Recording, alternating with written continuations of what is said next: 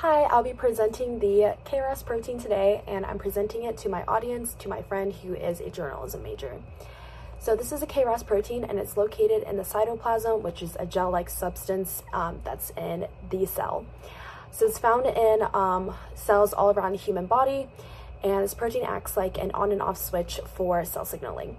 So when it is on, it gets turned on by when this molecule called GTP activates it. So GTP binds to the active site, the protein sends signals to the cell, and it tells the cell to grow. And then when you have a GDP that's stuck on the active site of the protein, it tells the cell to stop growing.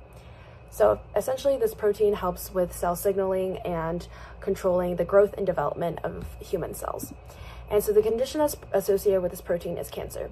So when cancerous cells have a mutated form of this protein, this cell is continuously activated, and it won't stop growing, and it can cause tumors.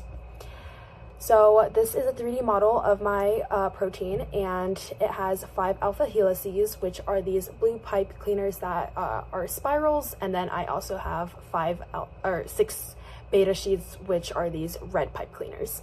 And the peptide backbone is this purple pipe cleaner, and that just connects all the amino acids together.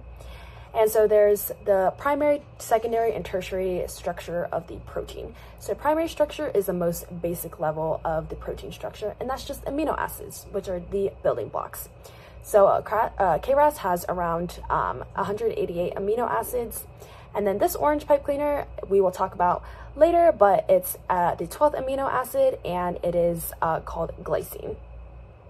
And then at the secondary protein structure is when these amino acids start forming shapes. So you have an alpha helix, which is this blue pipe cleaner, and then you also have a beta sheet, which is this red pipe cleaner. And when these secondary structures, when there's multiple of them and they bind together, you form a tertiary structure. And so when there is a mutation, the mutation is when the amino acid glycine gets replaced by an amino acid called cysteine. And so glycine is this amino acid that glycine has a hydrogen side chain, and it can interact with water, and it mostly makes hydrogen bonds in proteins. And then the mutated amino acid has cysteine, and it has a thiol group in the side chain, which is just sulfur and hydrogen. So it makes a different type of bond called disulfide bonds, where it binds to sulfides.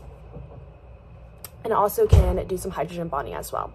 So essentially, when cysteine replaces glycine, it changes the protein to be mutated. And what happens is that the GTP, which activates the protein, continuously sends cells to keep growing. And the cell won't stop growing, and this can cause continuous growth into a tumor.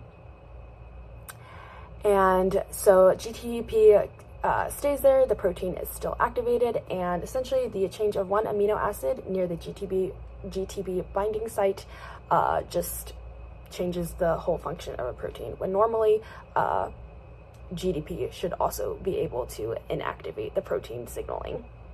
The model has 3 limitations, and the main one is that this model is not to scale. So proteins are typically a lot smaller than this, and they are a lot more compact. As you can tell, I have lots of space, and these pipe cleaners are very big. Also, I cannot show all the bonds that exist in the proteins. The proteins have many, many bonds. They have hydrogen bonds, hydrophobic bonds, and this model does not show all of them. And then the last limitation is that this model does not show the protein's cellular environment. So this protein obviously exists in the cell, and it interacts with a bunch of other things like water, ions, and other proteins. And because I'm only showing a model of this protein, it doesn't show what its function is like with other items in the environment of a cell. And that's pretty much a summary of what the Kras protein is.